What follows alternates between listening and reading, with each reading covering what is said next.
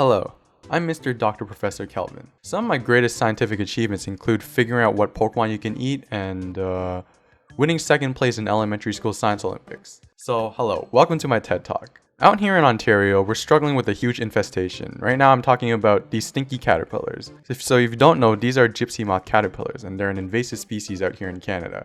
At first they didn't really bother us and we just ignored them, and we let them breed to the point where now it's really a problem and they are bothering us. Now we have millions of these caterpillars up in our trees just eating its leaves to a point where it's killing all our trees. But also, if you're just walking down the streets and one of them falls on you or you accidentally step on one, imagine stepping on a tube of yogurt and getting it all over your leg. Now, I've seen a lot of people complaining how our government isn't really doing much to deal with these caterpillars, but if the government is anything like Parks and Rec, you should already know that it's slow and inefficient unless Leslie Knope is real.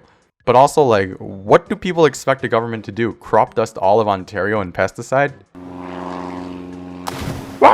Now, originally, my way of trying to get them into the trees was to grab a big stick and knock them out.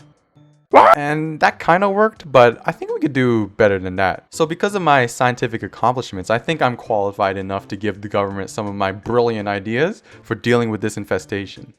Number 1, wasps.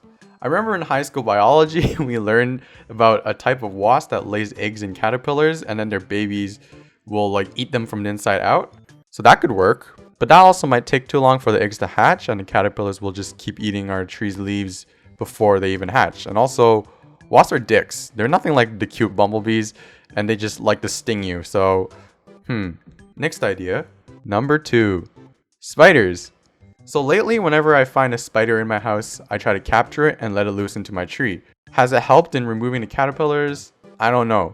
But I'm sure if you release like a bunch of spiders into the trees, they'll eat all the caterpillars for you, right? You can buy like 1,500 ladybugs online, so how hard would it be to give every household 1,500 spiders? The only problem with this idea would just be like arachnophobia, because a lot of people hate spiders, and I'm sure it'll cause a lot of problems for people once all the caterpillars are gone and now you just have hundreds of spiders in your trees. But like, what would you prefer? The stinky caterpillars or spiders? I don't know. Moving on. Number 3, birds. Birds eat caterpillars, right? I mean, I'm a doctor professor, I should know that. Yes, they do. Okay. All parks are now bird sanctuaries where we release all the cute birds into our parks. I'm talking about lovebirds, canaries, parrots, finches. It's this round thing. And they'll probably help us clear out all the stinky caterpillars in our trees. Now I know what you're thinking. You think I just want to play with all these birds. Alright, next.